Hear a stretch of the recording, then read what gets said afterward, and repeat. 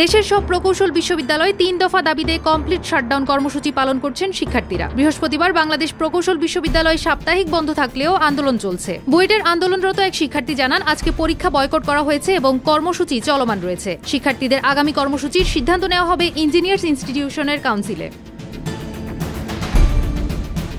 আন্দোলনরত শিক্ষার্থীদের প্ল্যাটফর্ম প্রকৌশল অধিকার আন্দোলন সম্প্রতি এক সংবাদ সম্মেলনে দেশের সব প্রকৌশল বিশ্ববিদ্যালয় কমপ্লিট শাটডাউন কার্যক্রম ঘোষণা করে। বুয়েট ক্যাম্পাসে সরেজমিনে দেখা যায় সাপ্তাহিক বন্ধ থাকায় বিভিন্ন বিভাগ ফাঁকা। নিরাপত্তারক্ষীরা জানান, ২৭ আগস্ট থেকেই শিক্ষার্থীরা শাটডাউনে অংশ নিচ্ছেন। এদিকে ২৬ আগস্ট থেকে শাহবাগে অবস্থান কর্মসূচি পালন করা শিক্ষার্থীদের উপর পুলিশের লাঠিচার্জ, সাউন্ড ও জল প্রয়োগ করা হয়। শাহবাগে প্রধান উপদেষ্টার বাসভবনের দিকে যাওয়ার সময়ও পুলিশ বাধা দেয় এবং এক পর্যায়ে লাঠি ঘটনাও ঘটে, যার ফলে অনেক শিক্ষার্থী আহত হন। লাঠিচার্জের পর বিকেল ৫:৩০টার দিকে শিক্ষার্থীরা পুনরায় শাহবাগে জড়ো হন। রাত ১০:৩০টার দিকে তারা পরিস্থিতি অনুযায়ী স্থান ত্যাগ করেন। একই সময় বুয়েটের আন্দোলনরত শিক্ষার্থীরা দেশের সব প্রকৌশল বিশ্ববিদ্যালয় কমপ্লিট শাটডাউন অব ইঞ্জিনিয়ার্স ঘোষণা করেন।